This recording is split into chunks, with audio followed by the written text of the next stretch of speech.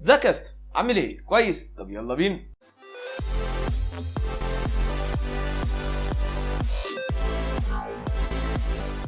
اهلا بيك يا باشا في فيديو جديد في قناه اميجو تيوب. طبعا يا باشا قبل ما نبتدي الفيديو ما تنساش لايك سبسكرايب كومنت شير اللي انت بتحبهم. طيب الفيديو ده غير اي فيديو عملناه هنا في القناه. الفيديو ده عباره عن ان انا هقول لك احسن البرامج اللي هتحتاجها لو انت صانع محتوى في المجال النجس اللي احنا قاعدين فيه ده. وعامه البرامج دي انا بستخدمها وما بستغناش عنها، تمام؟ فاحنا هنتكلم مع بعض. هتقولي ليه عملت الفيديو ده؟ هقول لك الصراحه عملت الصوره بتاعته، كنت بتست على حاجه وعملتها تفاهه والله. قاعد زهقان مخنوق، لقيت نفسي بدخل على برنامج الفوتوشوب بعمل الصوره دي. قلت طب ايه فكره محتوى جديد، فيلا بينا. طيب نتكلم بقى جد شويه عشان الفيديو ده المفروض هياخد طابع جد شويه. مش عارف معايا انا بالذات مش نافع، بس يلا ماشي. انا كاتب السكريبت هنا عشان انا قعدت كده نصايه كده، قعدت اكتب في السكريبت. اول مره اجرب حوار السكريبت في النظام اللي احنا فيه ده، فتمام ماشي هنجرب. طيب اول برنامج معانا اللي هو OBS Studio. بص انا بالنسبه لي البرنامج ده كويس، بس مشكلته انه عايز اجهزه عاليه شويه. يعني انا لما جيت استخدمه اول مره كان ماشي ازاي، زي نظام تقيل. لما اجي اصور لعبه تقيل بيدي لك جامد جامد يعني لا لا يا باولو يا باولو يا باولو باولو منتج يا باولو. فالصراحه ما بقتش بستخدمه. بس انت لو الجهاز بتاعك كويس فانت ماشي هتتعامل معاه ايزي وكل حاجه. حتى ابراهيم زميلي ابراهيم بيعمل فيديوهات على اليوتيوب برضو، بيستخدمه كويس جدا معاه.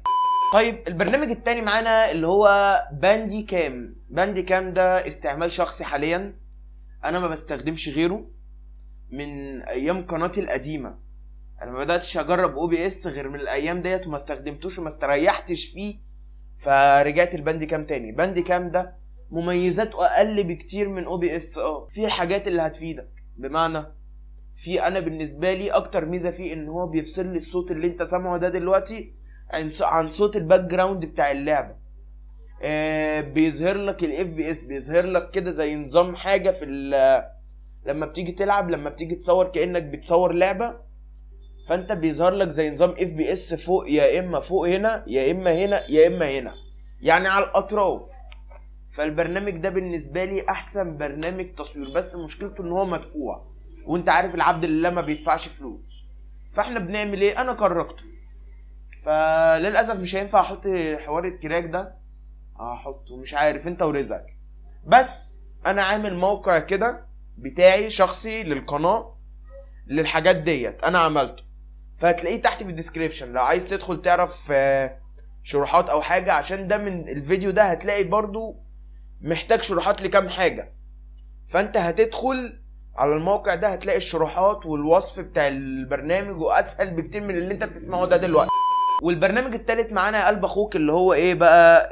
احنا خلصنا برامج التصوير، ندخل على برامج الاستريمات. لو انت مثلا صانع محتوى ايوه وعايز تفتح استريمات، لا يا باشا الموضوع سهل جدا. انت كل اللي عليك ان انت هتحمل برنامج لا ستريم لابس، او البرنامج التاني اللي هقول لك عليه. انا هقول لك الميزات بتاعت ستريم لابس والميزات بتاعت البرنامج التاني عشان نبقى صراحه مع بعض، تمام؟ ستريم لابس الميزات بتاعته ايه؟ في حاجات كتيره. يعني انت مثلا لما بتيجي تعمل لايف ستريم على تويتش مثلا، لو حد عمل لك دونيت بيظهر لك شاشه ان فلان الفلاني عمل دونيت. انا مش شايفها ميزه، عادي اللي هو وجودها زي عدمها، تمام؟ فالبرنامج بس مشكله البرنامج ان هو زي OBS عايز امكانيات عاليه، عشان وكمان لازم النت بتاعك يكون مش نت مصر، لا نت ايجيبت. فانت لازم الدنيا معاك تبقى ايه؟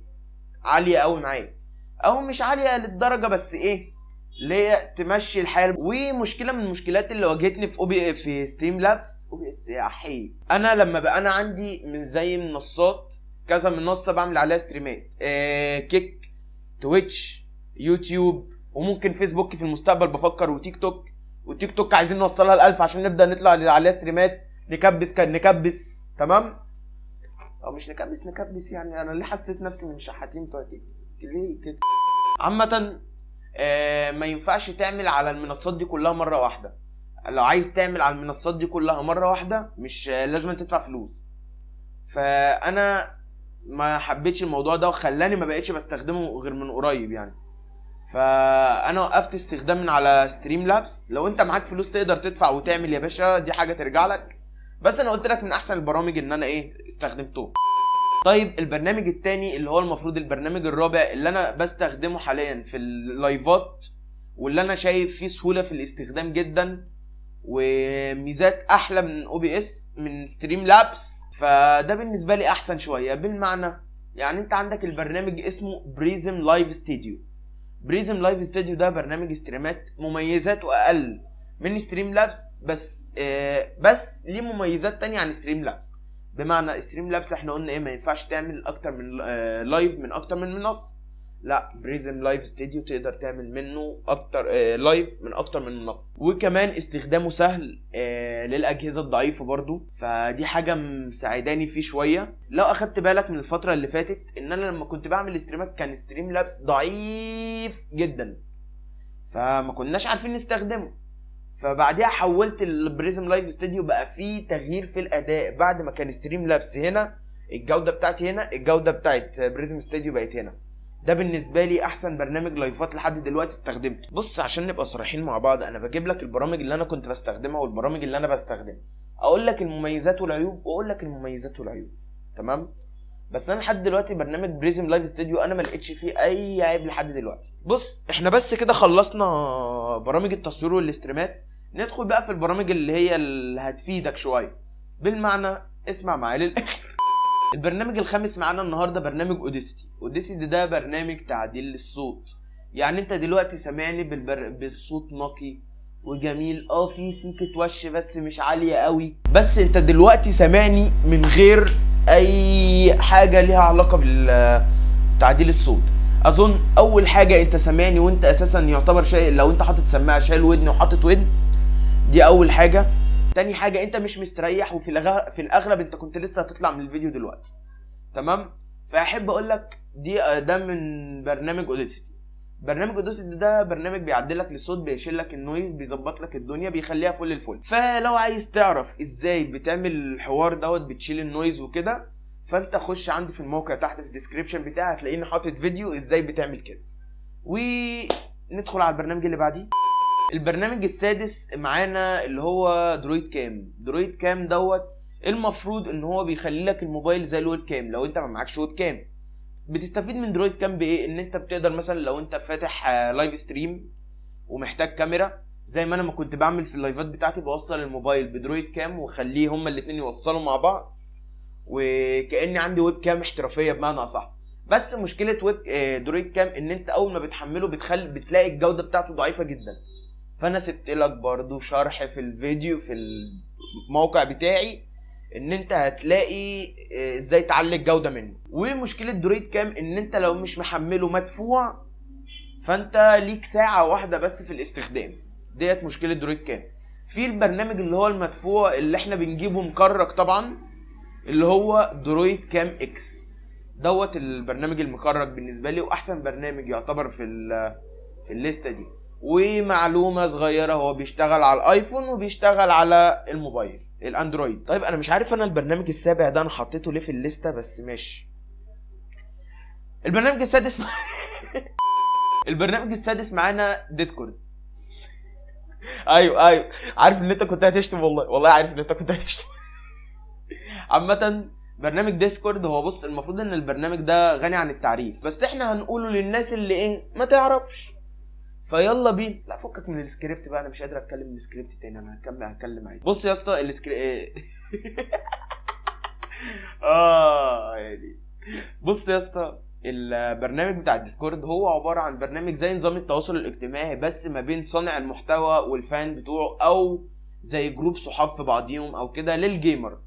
بمعنى انا وواحد صاحبي عايزين نتكلم ونصور بس مش عارفين، مش متكلمين ديسكورد. بس ميزه الديسكورد ان انا بالنسبه لي ان هو ما بيسحبش نت كتير اول حاجه، وتاني حاجه ان هو جوده الصوت بتاعه حلوه، وهو فيه زي نظام فلاتر كده تلقائيه بتظبط لك جوده الصوت، ما بتخليهوش وحشه، والكواليتي بتاعت الصوت بتطلع منه حلو. بس كده. فده بالنسبه لي. بالنسبه للجروبات بقى، انت عارف ان اخوك عامل سيرفر ديسكورد، خش تحت اشترك فيه، اشترك ايه، انضم ليه وخليك من التيم بتاعي، يلا بينا. بس هو ده الكلام على برنامج الديسكورد، انا مش عارف اتكلم فيه اكتر من كده ايه. عامه نرجع للسكريبت تاني. طيب ندخل بقى في البرامج اللي هي احنا كنا بادئين بالاقل اهميه للاعلى اهميه، تمام. فاعلى اهميه بالنسبه لي برامج المونتاج. ليه برامج المونتاج؟ عشان انت اللي شغال بيها. انت ممكن من على الجيم بار بتاع ويندوز 10 ان انت تصور فيديوهات عادي، ما فيهاش مشكله. بس المشكله بالنسبه لك ان انت لسه هتعمل بقى المونتاج وتعمل الدنيا دي كلها. فانت هتعمل ايه يا باشا؟ انت كل اللي عليك ان انت هتسمع مني البرنامجين اللي انا كنت بستخدمهم وبستخدمهم حاليا. انا مش هخليك ثابت، انا ههزك. او ههزك في ايه يا عم؟ اديك اتفرج يا عم. معانا البرنامج الاولاني، الاول برنامج السابع معانا اللي هو برنامج فيلمورا. فيلمورا دوت برنامج من البرامج القديمه اللي انا كنت بستخدمهم في المونتاج. كنت بستخدمهم من ايام قناتي القديمه اللي انا عملت عليها فيديوهين قبل كده، تمام. فاحنا هنعمل ايه؟ كل اللي علينا ان انا هشرحه لك، او مش هشرحه لك، هتكلم عنه. بص، البرنامج مدفوع بس تقدر تكركه، والمميزات بتاعته مش المميزات العاليه في الاصدارات القديمه. انا بتكلم على الاصدارات القديمه اللي احنا كنا بنعملها، عشان الاصدارات الجديده صعب ان انت تلاقي لها كراك اليومين دول. فاحنا هنتكلم على الاصدارات القديمه. الاصدارات القديمه ان انت كنت بتعمل ايه؟ كانت مهمتك ان انت بتلاقي البرنامج ما بتستخدمش فيه لو انت غير صانع محتوى جديد كوبي بيست الكي فريم، والكي فريم مش موجوده في المورا عشان نبقى عارفين بس، ماشي. وايه تاني؟ بس كده. والسبليت والحاجه، يعني الحاجات الطبيعيه بتاعت اي برنامج مونتاج. فانت برنامج في المورا الاجزاء القديمه مش هتلاقي فيها الحاجات دي. بس من بدايه من 2021 او 2020 لو لقيت لهم كراك فانت هتبقى مستفاد استفاده جامده بيه، عشان بداوا بقى يضيفوا الكي فريم والحاجات ديت. يبدا يبقى برنامج احترافي شويه. طيب المفروض ان هو اخر برنامج معانا كاب كات. كاب كات ده انا بستخدمه دلوقتي، اللي انا بستخدمه دلوقتي. بس مشكله كاب كات ان هو كلب فلوس حرفيا.